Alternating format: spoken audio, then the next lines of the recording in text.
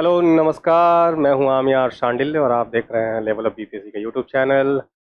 69वीं BPSC का revision classes जारी है। एमसीक्यूज के माध्यम से हम अलग अलग विषयों के रिवीजन कर रहे हैं और कल आपकी बीपीएससी की जो 7th फेज शिक्षक परीक्षा हो रही थी उसका पहला दिन कल था और कल एग्ज़ाम हुआ है। 2 पालियों में एग्ज़ाम हुआ है और क्या कमाल के क्वेश्चंस पूछे गए हैं। ऐसे क्वेश्चंस जो दिमाग झन्ना दे बच्चों का। यही पैटर्न आपकी 69वीं बीपीएससी में भी रहेगी। आप तैयार रहें बदलते हुए पैटर्न के अकॉर्डिंग सवाल आने का। बहुत शानदार क्वेश्चन था कल और अगर ये लेवल था क्वेश्चन का तो मुझे लगता है कि 20,000 टीचर्स भी अगर निकल जाएं, 1,70,000 के करीब में शायद बहाली आने वाली है, वैकेंसी है, और उसमें अगर 20,000 शिक्षक भी अगर पास होते हैं तो बहुत सही होगा। ऐसे तो ये बहुत अच्छी इनिशिएटिव थी, इससे बहुत हाई क्वालिटी टीचर आएंगे स्कूल्स में और कुछ कमाल का काम होगा। लेकिन इस लेवल का इस स्टैंडर्ड का क्वेश्चंस आशा नहीं था कि बीपीएससी शिक्षक पर के एग्जाम में पूछने वाला है। पीसीएस के एग्जाम्स में पूछे जाने चाहिए थे उस तरह के क्वेश्चंस। हालांकि मॉडरेट टाइप के क्वेश्चंस हैं। मैथमेटिक्स के क्वेश्चन थोड़े से टेढ़े थे, मैथमेटिक्स के क्वेश्चन थोड़े से थोड़ा सा टफ लगा बच्चों को, तो प्रिपेयर्ड नहीं थे वो। इनफैक्ट इतना भी टफ नहीं था लेकिन वो प्रिपेयर्ड नहीं थे तो उन्हें टफ लगा। ठीक था, मतलब अब देखिए कट ऑफ कितना जा रहा है, एक बार एनालिसिस करना होगा फिर कट ऑफ देखा जाएगा कि कट ऑफ कितना जा रहा है। चलिए, तो आज जो है आधुनिक इतिहास के अगले लेक्चर में हम लोग चलते हैं और आधुनिक इतिहास के अगले लेक्चर में चलने के क्रम में हम गांधी युग में प्रवेश कर चुके हैं और गांधी युग में प्रवेश करने के साथ ही हमने पिछले लेक्चर में गांधी का उदय देखा था कि कैसे गांधी जी जो है वो जन्म के साथ जो है कैसे उनकी शिक्षा हुई और शिक्षा के साथ जो है वो कैसे लंदन जाते हैं, वहाँ से बैरिस्ट्री की पढ़ाई करके वो वापस आते हैं भारत। भारत में वो एक सफल वकील बन नहीं पाते हैं और फिर पुनः उन्हें एक मौका हाथ लगता है और वो चले जाते हैं दक्षिण अफ्रीका, और दक्षिण अफ्रीका में किस तरह से उनके साथ भेदभाव किया जाता है इसे इससे वो महसूस करते हैं कि अन्य भारतीयों के साथ जो भारतीय जाकर के वहाँ पर नटाल में प्रिटोरिया में जाकर के बसे हुए हैं, जो व्यापारी वर्ग है जो अपने आप को वहाँ पे समृद्ध कर रहा है समय के साथ, कैसे उनके साथ नस्लीय भेदभाव रंग के आधार पर भेदभाव किया जा रहा है। कई सारे अधिकार मताधिकार जो है उनसे छीने जा रहे हैं और अंग्रेजों ने अपनी वर्चस्व, गोरे लोगों ने अपनी वर्चस्व स्थापित कर रखी है। तो वहाँ पर उन्होंने लड़ाई लड़ी और वहाँ से देखा हमने कि कैसे उन्होंने 2 अलग अलग आश्रम की स्थापना की, फिनिक्स आश्रम पहले और बाद में टॉल्स्टॉय फॉर्म की स्थापना की है, और अपनी एक पुस्तक भी निकाली, अपनी एक पत्रिका निकाली, प्रकाशन किया। क्या नाम था उसका? Indian opinion. और वहाँ से सफलता प्राप्त होने के पश्चात वो वापस 1915 में भारत आते हैं और भारत आने के साथ गोपाल कृष्ण गोखले के सलाह पर वो पूरे भारत का भ्रमण करते हैं। भारत को समझना जरूरी था, भारत को बिना समझे कोई भी आंदोलन सफल नहीं हो सकता था, और समझा उन्होंने। जब उन्होंने पूरे भारत का भ्रमण किया तब उन्हें एहसास हुआ कि एक जन आंदोलन खड़ा करना होगा। जब तक ऐसा आंदोलन जहां जिसमें लोगों की भागीदारी सुनिश्चित ना हो वो आंदोलन सफल नहीं हो सकता और भारत स्वतंत्रता की प्राप्ति नहीं कर सकता। सिर्फ कुछ लोग एक संगठन के रूप में, संगठन का रूप बना करके भारत को आज़ादी नहीं दिलवा सकते, स्वतंत्रता नहीं दिलवा सकते। तो उन्होंने जन आंदोलन का रूप दिया कांग्रेस को एक जन आंदोलन का रूप दिया, कांग्रेस का एक नई रूपरेखा तैयार की। इसी क्रम में आज जो है हम आगे देखने वाले हैं और आज जो है हम चंपारण सत्याग्रह से लेकर के और आगे के आंदोलनों के बारे में पढ़ेंगे। तो चलिए, आज का पहला क्वेश्चन आपके सामने कुछ ये है, देखते हैं हम लोग पहला क्वेश्चन क्या है। पहला क्वेश्चन है, देखते हैं क्या है भाई, देखते हैं पहला प्रश्न क्या है। The practice of tinkathia system in Champaran district meant the practice of tinkathia system in Champaran में कौन सा सिस्टम था, कौन सी व्यवस्था थी? तीन कठिया सिस्टम थी और चंपारण जिले में तीन कठिया प्रणाली का प्रचलन था। ऑप्शन ए है cultivation of indigo by the farmers on 3/20 of the land. भूमि के 3/20 भाग पर किसानों द्वारा नील की खेती, अर्थात टोटल खेत का 3/3 भाग पे जो है नील की खेती करनी होती थी। मतलब प्रत्येक 20 कट्ठा पे, प्रत्येक 20 कट्ठा जमीन में, प्रत्येक 20 कट्ठा जमीन में 3 कट्ठा पे क्या करना होता था? नील की खेती करनी होती थी। क्या ये सही है? अगले प्रश्न पे, अगला ऑप्शन जब हम देखेंगे तब पता चलेगा। भूमि के 3/21 भाग पर किसानों द्वारा नील की खेती, cultivation of indigo by the farmers on 3/21 of the land. और तीसरा है किसानों द्वारा 3/19 भूमि पर नील की खेती, cultivation of Indigo on 3/19 land bye the farmers. अब ये उपयुक्त में से एक से अधिक या इनमें से कोई नहीं। पहला ऑप्शन हमारा सही है। पहला ऑप्शन इसलिए सही है क्योंकि यही हमारे यहाँ है कि भाई 20 कट्ठा, 20 कट्ठा किस को कहते हैं, 1 बीघा को कहा जाता है हमारे यहाँ। और अलग अलग जगह पे अलग अलग लैंड मेजरमेंट है। हमारे यहाँ बीघा पे चलता है, 20 कट्ठा 1 बीघा के बराबर होता है। तो प्रत्येक बीघे में 3 कट्ठे जमीन पर, प्रत्येक 20 कट्ठा जमीन में 3 कट्ठे जमीन पर क्या करना होता था, नील की खेती करनी होती थी। और ये जबरदस्ती किसानों द्वारा उगवाई जाती थी, नीलहों द्वारा, जो वहाँ पे नील उगाने के कार्य में लगे हुए थे यूरोपियंस। ठीक है, तो अब इसके पीछे 1867 के पहले, अप्रॉक्स 1867 के पहले यही चीज क्या था, प्रत्येक 20 कट्ठा में 5 कट्ठा पे ये खेती करनी होती थी। प्रत्येक 20 कट्ठा में क्या करना होता था, प्रत्येक 20 कट्ठे में से 5 कट्ठे पे करनी होती थी नील की खेती। लेकिन 1867 के बाद इसे बदल के 3 कट्ठा कर दिया गया, 3 कट्ठा कर दिया गया। सॉरी, ये बार बार क्या हो रहा है भाई। और जहां प्रत्येक 20 कट्ठा, प्रत्येक बीघे पर जहां पहले 3.5 रुपये मिलते थे, 3.5 रुपये प्रत्येक एक बीघा के हिसाब से मिलता था 1867 के पहले। देखो जी, उस समय 3.5 रुपये बहुत हुआ करते थे। वहीं जो है 1867 के बाद 1909 आते आते इसे बढ़ाकर 13.5 रुपये कर दिया गया था। कितना कर दिया था प्रत्येक एकड़ पे, यदि आप नील की खेती करते हैं तो, और उस 3 कट्ठे में आप खेती जो कर रहे हैं उस 3 कट्ठे में आपको कितना मिलता था, 13.5 रुपये प्रत्येक बीघे के हिसाब से मिलता था। ये सरकार द्वारा तय किया गया था। तो ये 3 कटिया सिस्टम, देखो जी 20वीं शताब्दी के पूर्वार्ध आते आते जो है रासायनिक रंगों का प्रचलन बढ़ गया था। और रासायनिक रंगों के प्रचलन के कारण नील की डिमांड कम हो गई थी। लेकिन नीलहे हैं, यूरोपियंस जो हैं, जो नील की खेती करवाते हैं और जो भूमि के बहुत अधिक भाग पर अपने कब्जा बना कर रखी हुई है, वो कैसे अपने लाभ को छोड़ दें। तो उन्होंने एक शर्त रख दी किसानों के सामने कि यदि आपको नील की खेती नहीं करनी 3 कट्ठे में, तो आपको अन्य कर दिया जाएगा, देना होगा। तो कई सारे अतिरिक्त कर, यदि किसानों को छुटकारा चाहिए नील की खेती से, किसान चाहते भी थे, किसान समय समय पर इसके लिए आंदोलन उन्होंने किया है।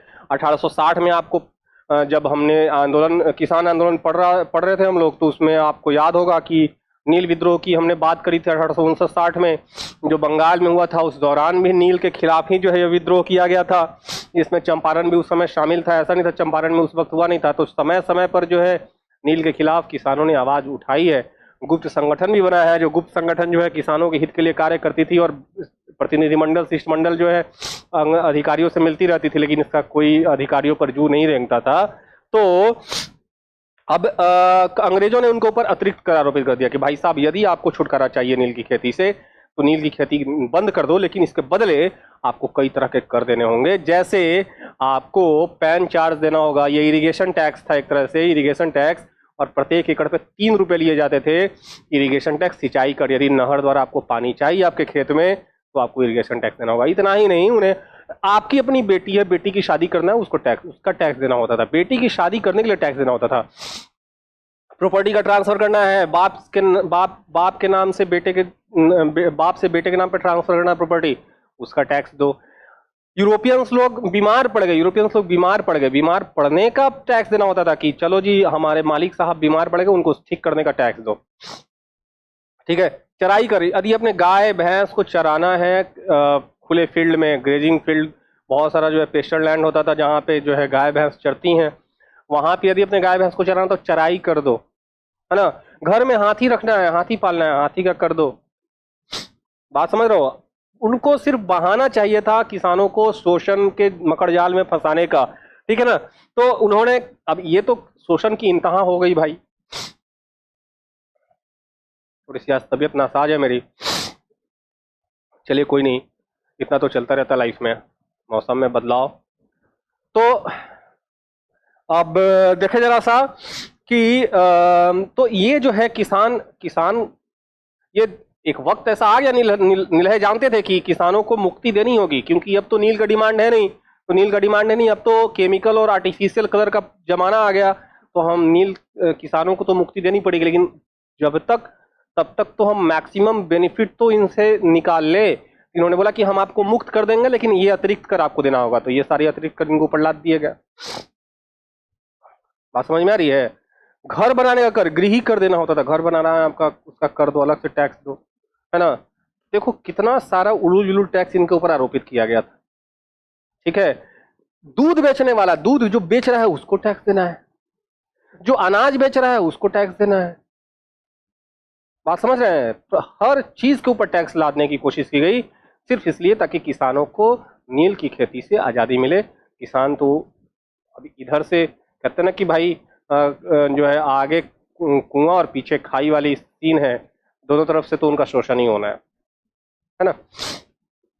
तब जाकर के जो है राजकुमार शुक्ला नाम के किसान, वो भी एक किसान थे, उन्होंने निर्णय लिया, उन्होंने प्रण किया कि मैं जो है इस बात को आगे तक ले जाऊंगा, कांग्रेस में इस बात को उठाऊंगा और जो है किसानों को इस शोषण से मुक्ति दिलाऊंगा।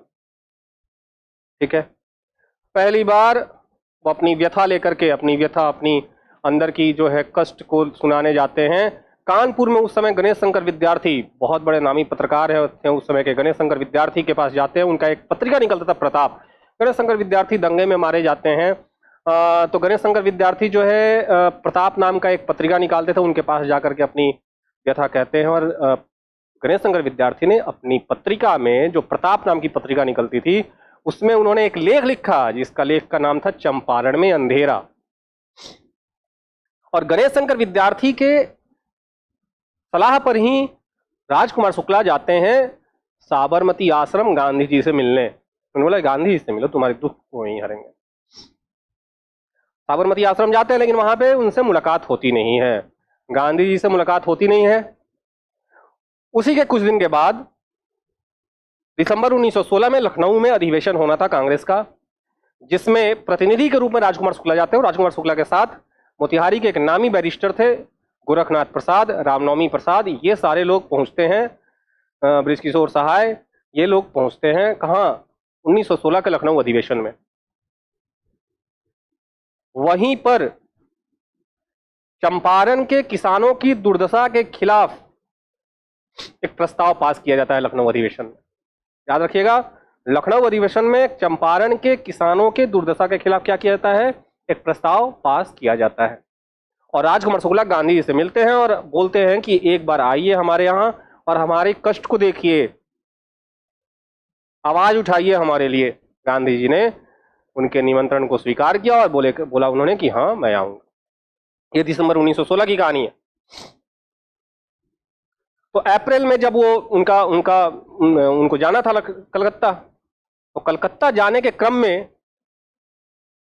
वो पुनः राजकुमार शुक्ला से मिलते हैं और राजकुमार शुक्ला ने फिर से आग्रह किया कि आप चलिए, आप यहीं उचित वक्त है, आप चलिए चंपारण और देखिए क्या कष्ट है हमें। तो कलकत्ता जाने के क्रम में ही वो अपनी रास्ता का रुख मोड़ते हैं और पहले आते हैं पटना।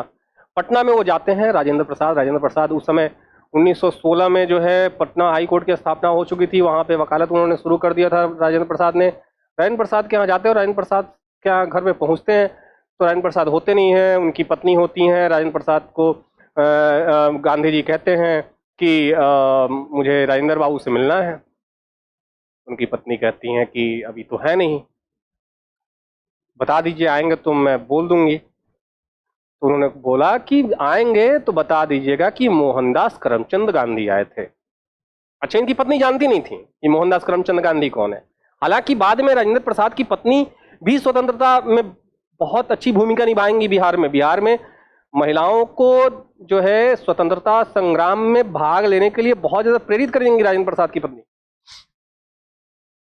तो यहां पर कह के और उन्होंने बोला कि राजेंद्र बाबू आएंगे तो बता दीजिएगा कि मोहनदास करमचंद गांधी आए थे। और वो वहां से दीघा घाट आते हैं, पटना का दीघा घाट। वहां से उस समय तो गांधी सेतु थी नहीं, वहां उस समय पुल बनी हुई नहीं थी, स्टीमर लेना होता था। और फिर सोनपुर वो आते हैं, सोनपुर में पहलेजा घाट, और पहलेजा घाट से फिर वो ट्रेन पकड़ के मुजफ्फरपुर पहुंचते हैं। तब तक यह इंफॉर्मेशन पहुंच चुकी थी मुजफ्फरपुर। उस समय एक कॉलेज हुआ करता था, भूमियार ब्राह्मण कॉलेज। उस समय जातिगत व्यवस्था बड़ी कूट कूट के भरी हुई थी, जाति के नाम पर कॉलेज थी उस समय।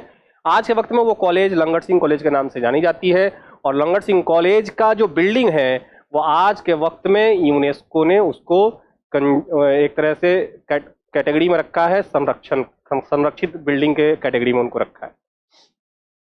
तो वहां पर जेबी कृपलानी लॉ पढ़ाते थे, कानून के शिक्षक थे। जेबी कृपलानी मुजफ्फरपुर स्टेशन पे अपने लाव लश्कर अपने छात्रों के साथ पहुंचते हैं। गांधी जी का वहां पर स्वागत किया जाता है, और गांधी जी मुजफ्फरपुर रुकते हैं, और गांधी जी मुजफ्फरपुर रुक करके अलग अलग अधिकारियों से मिलते हैं, जिसमें प्लांटर्स एसोसिएशन के अध्यक्ष से भी मिलते हैं, और अन्य अधिकारियों से, कमिश्नर से मिलते हैं और अन्य अधिकारियों से मिलते हैं। सबसे सहायता मांगते हैं, लेकिन किसी के ऊपर कोई फर्क नहीं पड़ता, सबने सहायता करने से मना कर दिया। तब जाकर के ये 11 अप्रैल की घटना है। 11 अप्रैल 1917 को वो मुजफ्फरपुर पहुंचते हैं, प्रवास करते हैं 3 दिन। नहीं सुनी जाती है अलग अलग अधिकारियों के पास जब उनकी बात, तब 15 अप्रैल 1917 को वो पहुंचते हैं मोतिहारी। उस समय चंपारण एक था और बेतिया स्टेट के अंदर में आता था। बेतिया स्टेट था, एक जमींदारी सिस्टम थी, बेतिया के राजा थे एक, और उन्हीं के अंदर पूर्वी चंपारण और पश्चिमी चंपारण उस समय एक था। स्वतंत्रता के बहुत बाद जो है इन दोनों जिलों को अलग किया गया है। तो मुख्यालय, अंग्रेजों का मुख्यालय उस समय मोतिहारी हुआ करता था। मुख्यालय वहां पे सिविल कोर्ट्स और जो है मजिस्ट्रेट, डिस्ट्रिक्ट मजिस्ट्रेट, सारे चीजें, न्यायालय सब वहीं पे मोतिहारी ही हुआ करती थी। मोतिहारी रेलवे स्टेशन ये उतरते हैं, और मोतिहारी रेलवे स्टेशन उतरने के पश्चात हजारों की भीड़, हजारों किसानों की भीड़। अब मोतिहारी स्टेशन पे जो सैनिक हैं, सिपाही हैं, वो सोच रहे हैं कि बंदा आ कौन रहा है, ये इतनी भीड़ क्यों है, कौन इतना बड़ा महान व्यक्ति आ रहा है। गांधी जी उतरते हैं, तो सिर्फ ऑर्डर आ चुका है ऊपर से कमिश्नर कि गांधी जी को बोल दो कि यहीं से वापस चले जाएं। अधिकारी बोलते हैं आप यहीं से वापस चले जाइए, आपके आने से यहां पर माहौल खराब हो सकता है। गांधी जी ने बोला कि भाई अपने ही देश में घूमना गुनाह है, आप, यदि मैंने कोई गुनाह किया है तो आप मुझे गिरफ्तार कर लीजिए, लेकिन मैं यहां से वापस नहीं जाऊंगा। टाइम तो था नहीं देश में कहीं घूमने का। तब जाकर के गोरखनाथ प्रसाद स्टेशन, जब मोतिहारी बापूधाम स्टेशन पर उतरते हैं, और स्टेशन से उतरने के क्रम में जैसे ही आप बाजार के रास्ते में जाते हैं तो गोरखनाथ प्रसाद का पुराना, अब तो खैर खंडहर हो चुका है, टूट गया है। तो गोरखनाथ प्रसाद के मकान में, गोरखनाथ प्रसाद उस समय के नामी वकील थे चंपारण के, उनके मकान में उनको ले जाया जाता है। और फिर अगले दिन 16 तारीख को वो जसौली पट्टी पहुंचते हैं, और जसौली पट्टी के किसानों से उन्होंने पहले ही बोल दिया था राजकुमार शुक्ला को, देखो जी मैं आंख मूंद करके आपका समर्थन नहीं करूंगा, मैं सीधे सीधे अंग्रेजों के ऊपर ब्लेम नहीं लगाऊंगा, मैं पहले सत्यता को पता करूंगा, क्या सत्य है, कहां तक सत्य है। अगर आपकी व्यथा सत्य है, आप सच में आपको शोषण का शिकार है, तब मैं आपका साथ दूंगा। तो पहले वो रिपोर्ट लोगों से मिलकर उस चीज की रिपोर्ट बना रहे थे। तो जसौली पट्टी जाते हैं, जसौली पट्टी से फिर जो है वो भितेरवा जाते हैं, बेतिया के पास, ऐसे घूमते हैं। और तो इसी क्रम में उन्हें जिला से जाने की आज्ञा मिल जाती है कि जिला से आप तुरंत निकलिए, ये मना कर देते हैं, जिसके फलस्वरूप अच्छा सेक्शन 144 लागू हो गया आईपीसी का। तो आईपीसी का सेक्शन 144 लागू हो गया, उसके उल्लंघन करने के जुर्म में इनको गिरफ्तार कर लिया था, क्योंकि और कोई तो क्राइम इन्होंने किया नहीं था ना, घूमने का क्राइम कौन सा क्राइम है भाई। लेकिन सेक्शन 144 के अगेंस्ट उल्लंघन करने के कारण इनको गिरफ्तार कर लिया जाता है, और गिरफ्तार करके मजिस्ट्रेट के सामने लाया जाता है। आज भी वहां पे गांधी संग्रहालय में आप जब जाएंगे तो वो स्थान है जहां पे उनके ऊपर केस चलाया गया था, और वहीं पे एक बड़ी सी एक स्तंभ है, और स्तंभ के ऊपर गांधी जी की जो है बयान दर्ज है। तो वहां पर गांधी जी के ऊपर आरोप लगाया जाता है, और उनके ऊपर आरोप लगा करके 10 रुपए जुर्माना लगाया जाता है। बोला कि आपको बेल दिया जाएगा, लेकिन 10 रुपए आप सबमिट कीजिए। गांधी जी ने बोला कि मैं किस बात का सबमिट करूं, मैंने कौन सा अपराध किया है कि यदि मैं 10 रुपए जमा करता हूं, इसका मतलब मैं अपने अपराध को स्वीकार करता हूं। मैंने कोई अपराध तो किया नहीं है, मैं जमा नहीं करूंगा। अंत में मजिस्ट्रेट खुद अपने पॉकेट से 10 रुपए जमा करता है। मजिस्ट्रेट खुद की तरफ से 10 रुपए का बॉन्ड भर के और उन्हें जमानत पे रिहा करता है। तब तक राजेंद्र प्रसाद पहुंच जाते हैं, ब्रजकिशोर प्रसाद पहुंच जाते हैं, जेबी कृपलानी तो साथ होते ही हैं, रामनवमी प्रसाद, जनकधारी प्रसाद, गोरखनाथ प्रसाद, राजकुमार शुक्ला तो होते ही हैं। ये सारे जो वहां के लोकल लीडर्स हैं वो गांधी जी के साथ हो जाते हैं। बिहार के गवर्नर के पास सारी रिपोर्ट्स चली गई होती हैं, जम के प्रेशर जनरेट होता है और अंततः जुलाई 1917 में एक कमेटी बनाई जाती है और इस कमेटी में गांधी जी को भी सदस्य बनाया जाता है और यह कमेटी रिपोर्ट देती, जिसके पश्चात जो है सुनवाई होता। तो जुलाई 1917 में इस कमेटी ने अपनी रिपोर्ट सबमिट की और इस कमेटी जुलाई 1917 में एक कमेटी बनाई गई और अक्टूबर में इस कमेटी ने रिपोर्ट सबमिट कर दिया। इसी कमेटी के रिपोर्ट के आधार पर 1918 में एक अधिनियम पास किया जाएगा जिसके तहत ये तीनकठिया प्रथा तो समाप्त होगा ही, नील की खेती भी बंद होगी। तीनकठिया प्रथा भी समाप्त होगा, नील की खेती भी बंद होगी और साथ साथ जो अतिरिक्त वसूला गया था किसानों से जबरदस्ती, उसका 25% वापस कर दिया गया। यूरोपियन शर्मसार हो गए, शर्म में डूब गए और चंपारण छोड़कर चले। गांधी जी ने चंपारण सत्याग्रह सिर्फ किसानों के लिए नहीं किया। चंपारण सत्याग्रह करने के क्रम में उन्होंने देश को दो महत्वपूर्ण बातें बताई। दो महत्वपूर्ण बातें क्या? पहला, उन्होंने वहां से स्वच्छता अभियान छेड़ा। देखा चंपारण के लोग बड़ा गंदा रहते हैं भाई, इनका रहन सहन बहुत गंदगी वाला है, जो है सिखाओ इनको। तो पहली बार स्वच्छता अभियान उन्होंने चंपारण से छेड़ी। और दूसरा, उन्होंने चंपारण में अपना प्रथम स्कूल खोला, बड़हरवा लखनसेन में। बड़हरवा लखनसेन में उन्होंने स्कूल खोला। उस स्कूल में गांधी जी की पत्नी कस्तूरबा गांधी भी पढ़ाई, नरसिंह मेहता ने पढ़ाया, महादेव देसाई जो उनके सचिव थे उन्होंने पढ़ाया।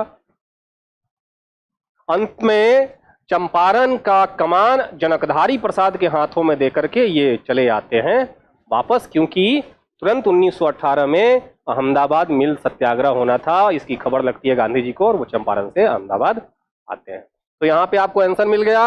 अब ये सारा चंपारण सत्याग्रह का मुझे लगता है आपको एक ओवरव्यू आइडिया मिल गया होगा, बहुत डिटेल में तो नहीं लेकिन ओवरव्यू आइडिया मिल गया।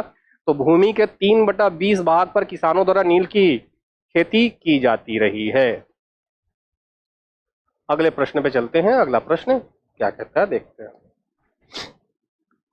अगला प्रश्न है, who took part in satyagraha launched by Gandhi ji in Ahmedabad in 1917-18? 1917-18 में गांधी जी द्वारा अहमदाबाद में शुरू किए गए सत्याग्रह में किसने भाग लिया था? किसानों का यह आंदोलन था? नहीं, यह किसानों का आंदोलन नहीं था। मध्यम वर्ग का आंदोलन था? नहीं। सार्वजनिक आंदोलन था? नहीं। यह किसका आंदोलन था? मजदूरों का था, कॉटन मिल वर्कर्स का था। अहमदाबाद मिल स्ट्राइक में, अहमदाबाद मिल सत्याग्रह क्या था भाई? देखो जी, अहमदाबाद में आया हुआ था प्लेग। तो अहमदाबाद में जब प्लेग बीमारी फैला तो वहां की जो कॉटन मिल्स हैं उनके मजदूरों को बोनस दिया गया। क्या मिला? मजदूरों को बोनस दिया गया। और बोनस तो एक बीमारी तो हमेशा रहेगा नहीं, कोरोना भी आया तो कोरोना भी खत्म हुआ ना जी। हालांकि उसका वायरस अभी भी है लेकिन हमने उसके खिलाफ जंग जीत लिया है। तो बोनस मजदूरों को मिला, प्लेग समाप्त हो गया। जब प्लेग समाप्त हो गया तो अहमदाबाद के जो मिल मालिक हैं उन्होंने यह निर्णय किया कि बोनस भी समाप्त कर दिया जाना चाहिए। इसी के खिलाफ मजदूरों ने अपना जंग छेड़ दिया। 1918 प्रथम विश्व युद्ध समाप्त हो गया था, महंगाई चरम सीमा पर थी। मजदूरों की डिमांड्स थी कि उनका वेतन कम से कम 50% बढ़ाया जाना चाहिए। आप बोनस खत्म कर दीजिए कोई बात नहीं, हमारा वेतन 50% बढ़ा दीजिए, क्योंकि महंगाई चरम सीमा पर है, सामानों वस्तुओं का जो है दाम बहुत ज्यादा बढ़ गया है। इस बात को लेकर के अहमदाबाद मिल के मजदूरों ने स्ट्राइक कर दिया।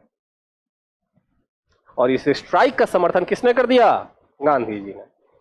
अब ये बात जान जाइए कि अहमदाबाद मिल मालिकों के मित्र हैं गांधी जी। बावजूद इसके इन्होंने अंबालाल साराभाई, मजदूर मिल मालिक का क्या नाम था? अंबालाल साराभाई। अंबालाल साराभाई के मित्र हैं ये।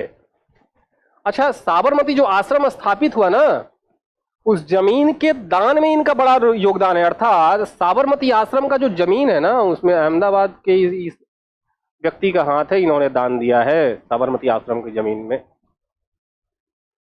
इसके बावजूद वो एहसान भाई, अगर दूसरा कोई होता तो एहसान भाई इसने तो मुझे सब दान दिया जमीन, कैसे इसके खिलाफ कैसे खड़ा हो जाऊं। लेकिन सत्य, सत्याग्रह, गांधी जी का तो एक ही लक्ष्य है, सत्य और अहिंसा, है ना। तो इन्होंने मजदूरों का समर्थन किया। अब मोड ऑफ मूवमेंट क्या हो, सत्याग्रह का रूप क्या हो। पहली बार गांधी जी ने भारत में भूख हड़ताल करी, पहली बार भूख हड़ताल को हथियार के रूप में प्रयोग किया। बात समझ में आ रही है। अहमदाबाद मिल सत्याग्रह पहला सत्याग्रह था भारत में गांधी जी द्वारा जिसमें भूख हड़ताल हथियार के रूप में प्रयोग किया जाएगा। पहले तो उन्होंने मजदूरों को बोला कि आप अपनी हक की लड़ाई लड़िए, मैं आपके साथ नैतिक रूप से आपका समर्थन करता हूं और आप भूख हड़ताल कीजिए। भूख हड़ताल, एक जब आप भूख हड़ताल करेंगे तो मजदूर जो मिल मालिक है उनको शर्म आएगी, सोचने पे मजबूर होंगे कि देखो जी कुछ ना कुछ तो इनके बारे में समझना पड़ेगा, करना पड़ेगा। लेकिन एक वक्त में आकर के मजदूर जो मजदूर हैं, जो मिल मजदूर हैं, उनका हौसला टूटने लगता है। कब तक उपवास रखेंगे, कब तक हंगर स्ट्राइक करेंगे। तब जाकर के गांधी जी ने निर्णय लिया कि मैं स्वयं उपवास रखूंगा, मैं खुद से ही इस आंदोलन का नेतृत्व करूंगा और मैं फास्टिंग पे बैठने जा रहा हूं। जब ये इंफॉर्मेशन पता चला मिल मालिकों को कि गांधी जी स्वयं अब उपवास पे बैठने जा रहे हैं, पसीने छूटने लगे उनके। भाई अगर बापू बैठ गए, गांधी जी बैठ गए तो फिर तो मान लो पहले ही बात, बाद में इज्जत का छीछा लेदर हो, उससे बेहतर है पहले ही बात मान लो। मालिकों ने कहा कि हम इसके लिए एक प्राधिकरण बनाएंगे, एक ट्रिब्यूनल बनाएंगे, उसमें कुछ सदस्यों को रखा जाएगा और जो सदस्य बोलेंगे वही हम मानेंगे, जो रिपोर्ट देंगे। अच्छा, गांधी जी के पहले ही गांधी जी के सलाह पर मजदूरों ने अपने डिमांड को 50% से घटाकर 35% कर दिया। गांधी जी ने बोला कि देखो जी 50% नहीं, मैंने बाकी लोगों से बात की है, बाकी अर्थशास्त्रियों से बात की है, 35% सही डिमांड है, 35% का डिमांड रखो अपने वेतन में बढ़ोतरी का। तो 35% का डिमांड कर दिया गया था। तो न्याय प्राधिकरण जो स्थापित हुआ, उस प्राधिकरण ने भी 35% का रिपोर्ट दे दिया कि हाँ मजदूरों का जो वेतन है वो कम से कम 35% बढ़ाया जाना चाहिए। और इसमें अंबालाल साराभाई की बहन अनसुईया बेन गांधी जी का समर्थन कर रही है। अंबालाल साराभाई की बहन अनसुईया बेन गांधी जी का समर्थन कर रही थी। तो देखो जी, भाई जो है गांधी जी के विरोध में खड़े हैं, जो स्वयं गांधी जी के मित्र हैं, और उनकी बहन गांधी जी का समर्थन कर रही थी। तो ये किसका किसका हो जाएगा, मजदूरों का हो जाएगा। चलो जी, इस प्रकार से दूसरा आंदोलन भी इनका सफल रहा। अगले क्वेश्चन में चलते हैं। अगला क्वेश्चन कहता है, question number 3, Who among the following had invited Mahatma Gandhi to Champaran regarding indigo cultivation? निम्नलिखित में से किसने नील की खेती के संबंध में महात्मा गांधी को चंपारण में आमंत्रित किया था? तो नाम तो क्लियर है, क्योंकि पूरे चंपारण सत्याग्रह को जब मैं समझा रहा था तो उसमें बार बार ये नाम उठ के आ रहा था। और ये कौन व्यक्ति है? और ऑप्शन देखते हैं, जेबी कृपलानी, इन्होंने स्वागत किया था गांधी जी का, इसमें कहीं कोई शक नहीं है। राजेंद्र प्रसाद, ये सहयोगी थे। राजकुमार शुक्ला, ये वो व्यक्ति थे, वो किसान थे जिन्होंने जो है दिल जीत लिया महात्मा गांधी का। और अंततः गांधी जी ने लिखा अपनी जीवनी में कि एक अनपढ़ व्यक्ति ने मेरा दिल जीत लिया, है ना। तो यहां पर राजकुमार शुक्ला। अच्छा, इस चंपारण सत्याग्रह का विरोध किसने किया था, आपको पता है? एक बड़े किसान नेता है, उस समय तो मात्र 18 साल के ही थे, एनजी रंगा। एनजी रंगा साहब किसान आंदोलन में इनका बहुत इज्जत और बहुत जो है ना रिस्पेक्ट के साथ इनका नाम लिया जाता है। जैसे स्वामी सहजानंद का नाम लिया जाता है, सहजानंद सरस्वती, स्वामी श्रद्धानंद का, वैसे ही इनका भी नाम बहुत आदर के साथ लिया जाता है, एनजी रंगा। उस समय मात्र ये 18 साल के थे जिस वक्त ये चंपारण सत्याग्रह का विरोध करते हैं। तो मात्र 18 साल का एक नवयुवक व्यक्ति गांधी जी के विरोध में खड़ा है कि चंपारण सत्याग्रह का हम समर्थन नहीं करेंगे। यही वो चंपारण सत्याग्रह है जिसमें रविन्द्रनाथ टैगोर ने गांधी जी को किसकी संज्ञा दी? महात्मा की संज्ञा दी। आपको पता है, ये ऑलरेडी पिछले लेक्चर में हो चुका है। चलिए अगले प्रश्न में चलते हैं। अगला प्रश्न देखते हैं क्या कहता है। Question number 4। Okay, who was not associated with the Champaran satyagraha? Champaran satyagraha से कौन संबंध नहीं रखता? अच्छा, राजेंद्र प्रसाद थे। हाँ, राजेंद्र प्रसाद तो थे। इनके सहयोगी में अधुंकर नारायण सिंह, ये भी सहयोगी में थे। जेबी कृपलानी, ये भी सहयोगी में थे। जयप्रकाश नारायण का उस समय कोई था पता नहीं था। जयप्रकाश नारायण उस समय बहुत अभी अबोध बालक हैं। अभी तो ये शिक्षा ही ग्रहण कर रहे हैं। अभी इनका कोई रोल नहीं दिखेगा, बाद में इनका रोल दिखेगा क्विट इंडिया मूवमेंट के समय में। तो जयप्रकाश नारायण जो है ये संबंध नहीं रखते। इसके अलावा कुछ और नेताओं का मैं नाम रख देता हूं यहाँ पे, जैसे बृजकिशोर प्रसाद, ये भी वकील थे। रामनवमी प्रसाद,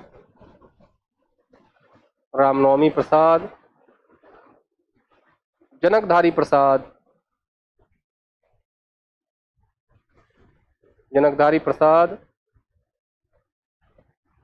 और गोरख बाबू थे, गोरखनाथ प्रसाद।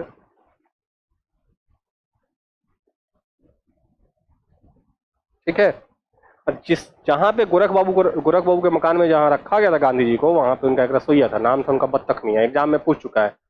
तो अंग्रेजों ने बोला कि क्यों ना गांधी जी को मरवा दिया जाए, तो बत्तख मियां को बुलाया गया। उनका रसोईया था, गांधी जी का रसोईया था, उस समय चंपारण में खाना वहीं बनाता था।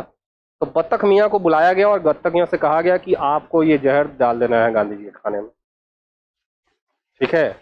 और बत्तख मियां ने मना कर दिया, बत्तख मियां ने अस्वीकार कर दिया कि नहीं, मैं सोचो कि बत्तख मियां यदि जहर डाल दिए होते और गांधी जी का एपिसोड खत्म हो गया होता तो कितना और समय लगता हमारे।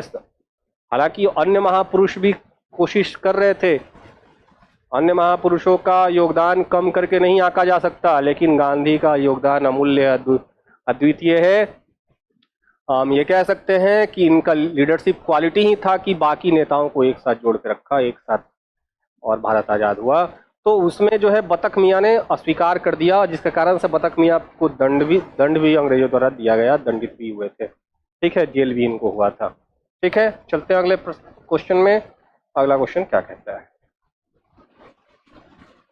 अगला क्वेश्चन है,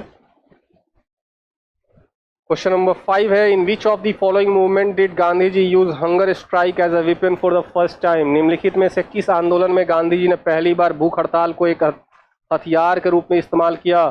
कौन से आंदोलन में उन्होंने भूख हड़ताल करी है? चंपारण में करी थी क्या? नहीं। असहयोग में? नहीं। रॉलेट सत्याग्रह में? नहीं। बारदोली में? नहीं। कौन से? अहमदाबाद सत्याग्रह जो मिल स्ट्राइक था, उसमें पहली बार उन्होंने भूख हड़ताल का प्रयोग किया है। पहली बार पूछ रहा है ना, तो पहली बार अहमदाबाद मिल स्ट्राइक जो मिल सत्याग्रह है, उसमें पहली बार भूख का जो है हंगर स्ट्राइक इन्होंने किया था। ठीक है, अगले प्रश्न में चलते हैं। अगला प्रश्न क्या कहता है? Where did Mahatma Gandhi give his first public speech in India? Mahatma Gandhi ने भारत में अपना पहला सार्वजनिक भाषण कहाँ दिया था? बंबई में? नहीं। लखनऊ में? नहीं। चंपारण में? नहीं। वाराणसी में? वाराणसी में 1916 में, जब बनारस हिंदू विश्वविद्यालय का उद्घाटन समारोह था। बनारस हिंदू विश्वविद्यालय का जब उद्घाटन समारोह था, उसमें पहली बार गांधी जी को मंच दिया गया बोलने के लिए, और पहले ही भाषण में उन्होंने कांग्रेस की जम के बखिया उधेड़ दी, कांग्रेस का जम के आलोचना किया। उन्होंने कांग्रेस पर आरोप लगाया कि कांग्रेस जन आंदोलन बनना नहीं चाहती, इसलिए क्योंकि कांग्रेस ने अपना दरवाजा जन के लिए बंद करके रखा हुआ है। जब तक कांग्रेस जन आंदोलन बनेगी नहीं, तब तक अपने लक्ष्य की प्राप्ति नहीं कर सकेगी। और कांग्रेस को आईना दिखाने का काम किया गांधी जी ने कि कांग्रेस में किस हद तक सुधार की आवश्यकता है। तो इसमें जो है बनारस हिंदू विश्वविद्यालय के स्थापना समारोह में उन्होंने वाराणसी में क्या हुआ? गांधी जी ने पहली बार भाषण दिया था। चलिए अगले प्रश्न में चलते हैं। अगला प्रश्न क्या कहता है? अगला प्रश्न है question number 7। With regard to the formulation of Gandhi's principle of trusteeship, which of the following pair is correct? Gandhi ji के ट्रस्टीशिप के सिद्धांत के प्रतिपादन के संबंध में निम्नलिखित में से कौन सा जोड़ा सही है? उन्होंने अपने ट्रस्टीशिप का सिद्धांत क्या कहता है? शॉर्ट फॉर्म में समझ जाओ, बहुत ज़्यादा इस पे लेक्चर अभी देने का समय नहीं है, लेकिन ट्रस्टीशिप का सिद्धांत क्या कहता है? कहता है कि यहाँ पे फ्लो चार्ट अगर देखो, मान लो कोई धनी व्यक्ति है, तो धनी व्यक्ति क्या है? धन संचय करके रखा हुआ है, धन संचय करके रखा हुआ है। गांधी जी ने कहा कि ये धन धनी व्यक्ति का नहीं है, ठीक है, ये धनी व्यक्ति इस धन का सिर्फ ट्रस्टी है। क्या है? देखभाल करने वाला है, सिर्फ ट्रस्टी है, वो उसका हकदार नहीं है, उस धन पर उसका मालिकाना हक नहीं है।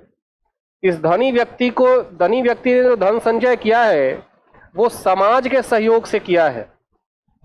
किसके सहयोग से किया है? समाज के सहयोग से किया है। अतः इस धनी व्यक्ति को इस धन का खर्च समाज के कल्याण के लिए करना चाहिए, समाज के कल्याण के लिए धन का खर्च जो है कर देना चाहिए, धन का बंटवारा कर देना चाहिए धन। और तो भाई धनी व्यक्ति खुद के लिए नहीं कुछ करे तो हाँ करेगा, इस धन का एक भाग अपने मेहनताना के रूप में वो निकाल सकता है, इस धन का एक भाग अपनी मेहनताना के रूप में निकाल सकता है, बाकी धन को वो समाज के निचले वर्ग, वंचित वर्ग के ऊपर खर्च करे। ये ट्रस्टीशिप सिद्धांत है गांधी का, है ना। उन्होंने धन ये नहीं बोला कि जो धनी व्यक्ति है, जो अमीर व्यक्ति है, वो धन उसका है, वो उस धन का सिर्फ ट्रस्टी है, वो समाज द्वारा, समाज के सहायता से कमाया हुआ धन है, तो उस धन का खर्च समाज के ऊपर ही होना चाहिए। अब अगले प्रश्न, तो ये इस सिद्धांत का प्रतिपादन उन्होंने कहाँ किया है ये देखेंगे हम लोग। दक्षिण अफ्रीका 1903, दक्षिण अफ्रीका 1903 में इन्होंने इस सिद्धांत का प्रतिपादन किया है। अगले प्रश्न में चलते हैं, अगला प्रश्न देखते हैं क्या कहता है। अगला प्रश्न है क्वेश्चन नंबर 8।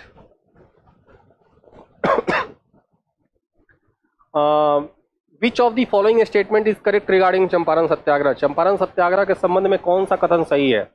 अब ये किसानों से जुड़ा हुआ मामला था, किसानों से जुड़ा हुआ मामला था। ये तीन कटिया प्रणाली के विरुद्ध आयोजित किया गया था, ये भी अब सही है। डॉक्टर राजेंद्र प्रसाद और जेबी कृपलानी ने इस आंदोलन में गांधी जी का समर्थन किया, ये तीनों ही स्टेटमेंट सही है।